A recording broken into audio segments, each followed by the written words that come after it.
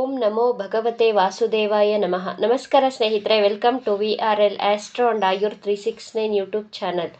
ಇರಲಿ ನಿನ್ನಲ್ಲಿ ನಿನಗೆ ನಂಬಿಕೆ, ಮುನ್ನಡೆಸುವುದು ನಿನ್ನ ಆ ಆತ್ಮಾಭಿಮಾನ, ಬಲ ನೀಡುವುದು ನಿನ್ನೊಳಗಿನ ಆತ್ಮವಿಶ್ವಾಸ, ಶಕ್ತಿಪುಂಜವಾಗುವುದು ನೀ ತೋರುವ ಗೌರವ, ದಾರಿ ತೋರುವುದು ನೀ ಕಟ್ಟಿದ ನಿನ್ನ ಆ ಕನಸು, ಒಳ್ಳೆಯದನ್ನು ಹುಡುಕಿ ತರುವುದು ನಿನ್ನ ಒಳ್ಳೆಯ ಮನಸ್ಸು. ಸಿಂಹರಾಶಿಯವರ ಮನಸ್ಸಿನಲ್ಲಿ ಅಡಗಿರುವ ಅವ್ಯಕ್ತ ನಿಗೂಢ ಭಯದ ಬಗ್ಗೆ ಈ ವಿಡಿಯೋದಲ್ಲಿ ತಿಳಿಸಿಕೊಡಲಿದ್ದೇನೆ. ಭಯ ಪಡುವುದು ಮನುಷ್ಯನ ಸಹಜ ಗುಣ. ಒಬ್ಬೊಬ್ಬರಿಗೆ ಒಂದೊಂದು ವಿಚಾರದಲ್ಲಿ ಭಯವಿರುತ್ತದೆ, ಆತಂಕವಿರುತ್ತದೆ.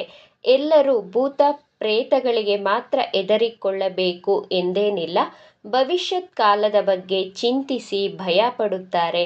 ಜಾತಕದ 6, 8, 12ನೇ ಭಾವದಿಂದ ನಿಮ್ಮ ಮನಸ್ಸಿನ ಭಯದ ಮೂಲ ಹಾಗೂ ಕಾರಣವನ್ನು ಕಂಡುಹಿಡಿಯಬಹುದು.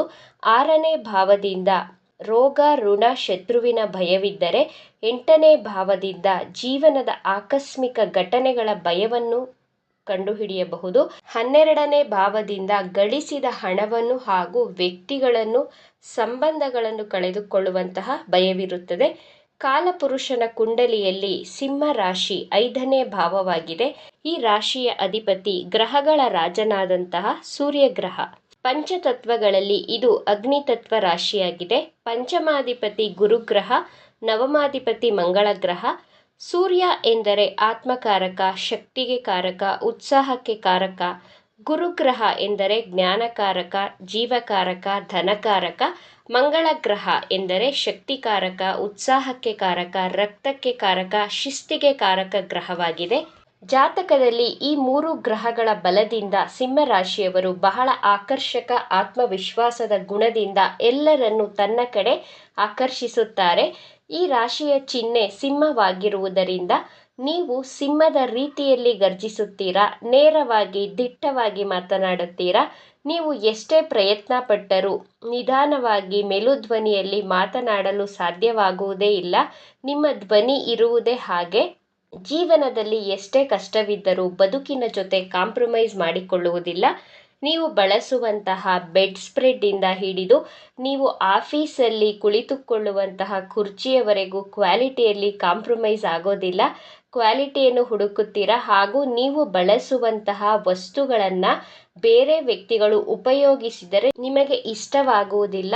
ಸೂರ್ಯಗ್ರಹ, ಮಂಗಳ ಗ್ರಹ, ಗುರುಗ್ರಹದ ಸಂಯೋಗದಿಂದ ನಿಮ್ಮಲ್ಲಿ ಬುದ್ಧಿವಂತ, ಕರ್ತವ್ಯನಿಷ್ಠ, ಸಮಯ ಪ್ರಜ್ಞೆ, ಸಾಹಸಿ ಗುಣ, ಆತ್ಮವಿಶ್ವಾಸವನ್ನು ಕೊಡುತ್ತದೆ. ನಿಮ್ಮ ಆತ್ಮಗೌರವಕ್ಕೆ ಯಾರಾದರೂ ಧಕ್ಕೆ ತಂದರೆ, ನೀವು ಮಾಡುವ ಕೆಲಸಗಳ ಬಗ್ಗೆ ಯಾರಾದರೂ ಹಂಗಿಸಿ ಮಾತನಾಡಿದರೆ ನೀವು ಸಹಿಸುವುದಿಲ್ಲ. ನಿಮ್ಮ ಸಮಯ ಪ್ರಜ್ಞೆ, ಸತತ ಪ್ರಯತ್ನದಿಂದ ಕೆಲಸ ಕಾರ್ಯಗಳನ್ನು ಮಾಡಿ ಗೆಲುವಿನ ಶಿಖರವನ್ನು ಮುಟ್ಟುತ್ತೀರಾ. ನೀವು ಕೆಲಸ ಮಾಡುವ ರೀತಿ, ನಿಮ್ಮ ಯಶಸ್ಸು ಎಲ್ಲರನ್ನೂ ಇನ್ಸ್ಪೈರ್ ಮಾಡುತ್ತದೆ. ಸಿಂಹರಾಶಿ ರಾಜನ ರಾಶಿಯಾಗಿದೆ. ರಾಜನ ಪ್ರತಿಜ್ಞೆಯನ್ನು ಪ್ರಜೆಗಳು ಚಾಚೂ ತಪ್ಪದೆ ಪಾಲಿಸಿದರೆ ರಾಜನಿಗೆ ಸಂತೋಷವಾಗುತ್ತದೆ.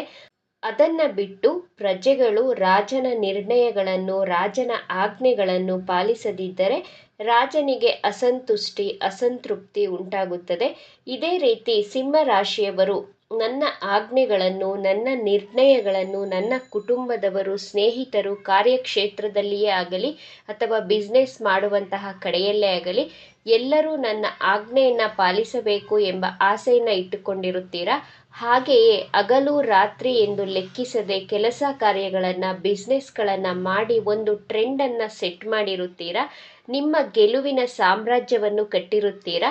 ನಾನು ನನ್ನ ಜೀವನದಲ್ಲಿ ಸೋತು ಹೋದರೆ, ನನ್ನ ಗೆಲುವಿಗೆ ಸಂಕಷ್ಟ ಬಂದು ಬಿಟ್ಟರೆ, ನನ್ನ ಕುಟುಂಬದವರು, ನನ್ನ ಸ್ನೇಹಿತರು, ಬಿಸ್ನೆಸ್ ಪಾರ್ಟ್ನರ್ ನನ್ನ ಮಾತನ್ನು ಕೇಳದಿದ್ದರೆ ಏನು ಮಾಡುವುದು ಎಂಬಂತಹ ಅವ್ಯಕ್ತ ಭಯ, ಜೊತೆಗೆ ನನ್ನ ಕೀರ್ತಿ, ಪ್ರತಿಷ್ಠೆಗೆ, ಗೌರವಕ್ಕೆ ಎಂದಿಗೂ ಧಕ್ಕೆ ಬರಬಾರದೆಂಬ ಭಯ ಸದಾ ನಿಮ್ಮ ಮನಸ್ಸಿನಲ್ಲಿ ಕಾಡುತ್ತದೆ.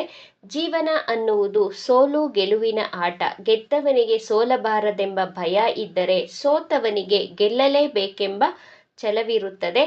ನನ್ನ ಅಧಿಕಾರ ಕಳೆದು ಹೋದರೆ ಎಂಬ ಭಯದಿಂದ ನೀವು ಮಾನಸಿಕವಾಗಿ ಕುಗ್ಗಿ ಹೋಗುತ್ತೀರಾ. ಆದ್ದರಿಂದ ಈ ಭಯದಿಂದ ಹೊರಗಡೆ ಬರಲು ಆಧ್ಯಾತ್ಮಿಕ ಜ್ಞಾನ ಮಂಥನ ಅವಶ್ಯಕವಾಗಿದೆ. ನಿಮ್ಮ ಜೊತೆ ಇರುವವರ ಹಾಗೂ ನಿಮ್ಮ ಕುಟುಂಬದವರ ಸಲಹೆಗಳನ್ನು ಕಾಲಾನುಸಾರವಾಗಿ ತೆಗೆದುಕೊಳ್ಳಿ. ಇದರಿಂದ ನಿಮ್ಮ ಸಂಬಂಧಗಳನ್ನು ಗಟ್ಟಿಗೊಳಿಸಬಹುದು. ಜೊತೆಗೆ ನಿಮ್ಮ ಮನಸ್ಸಿನ ಭಯದ ಮೇಲೆ ವಿಜಯವನ್ನು ಸಾಧಿಸಿದರೆ ನಿಮ್ಮ ಗೆಲುವನ್ನು, ಅಧಿಕಾರವನ್ನು, ಯಶಸ್ಸನ್ನು ತಡೆಯಲು ಯಾರಿಗೂ ಸಾಧ್ಯವಿಲ್ಲ ಅಂತ ಹೇಳ್ತಾ ಇವತ್ತಿನ ವಿಡಿಯೋವನ್ನು ಮುಗಿಸ್ತಾ ಇದ್ದೇನೆ. ಈ ವಿಚಾರಗಳು ನಿಮಗೆ ಇಷ್ಟ ಆಗಿದೆ ಅಂತ ಭಾವಿಸ್ತಾ ಇದ್ದೇನೆ. ಇಷ್ಟ ಆಗಿದ್ರೆ ನಮ್ಮ ಚಾನಲನ್ನು ತಪ್ಪದೇ ಸಬ್ಸ್ಕ್ರೈಬ್ ಮಾಡ್ಕೊಳ್ಳಿ. ಈ ವಿಡಿಯೋಗೆ ಒಂದು ಲೈಕ್ ಕೊಡೋದನ್ನು ಮರಿಬೇಡಿ. ಈ ವಿಡಿಯೋವನ್ನು ನಿಮ್ಮ ಫ್ರೆಂಡ್ಸ್ ಆ್ಯಂಡ್ ಫ್ಯಾಮಿಲಿ ಗ್ರೂಪಲ್ಲಿ ಹೆಚ್ಚು ಶೇರ್ ಮಾಡಿ. ನಿಮ್ಮ ಅಭಿಪ್ರಾಯಗಳನ್ನು ತಪ್ಪದೇ ಕಮೆಂಟ್ ಮಾಡಿ. Thank you friends.